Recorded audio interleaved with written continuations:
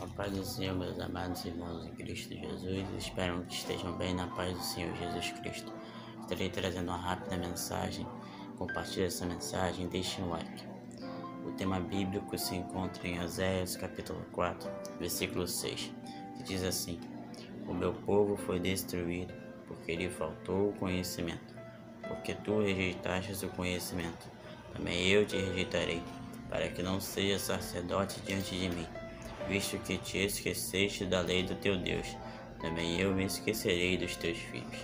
Minha Bíblia de estudo possui uma nota de rodapé muito interessante, que diz assim: a falta do conhecimento pessoal de Deus destruiu os israelitas, não porque tal conhecimento se achasse fora do alcance deles, mas porque os israelitas rejeitavam deliberadamente a verdade que Deus lhe revelava através dos profetas e de sua palavra escrita.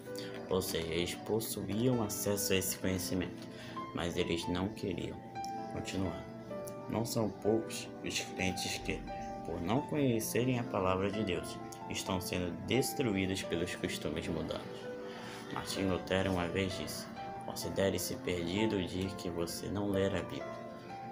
Se nós olharmos para os exemplos bíblicos, nós veremos Paulo, antes de começar seu ministério, teve que passar pelo processo de preparo.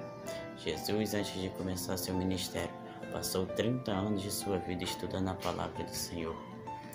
João Batista, mesma coisa. Samuel, antes de ser profeta, teve que ser instruído pelo profeta Eli.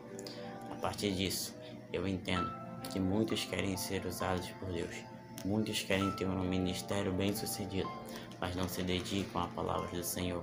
Não se dedicam à leitura de um bom livro, não se desenvolve teologicamente.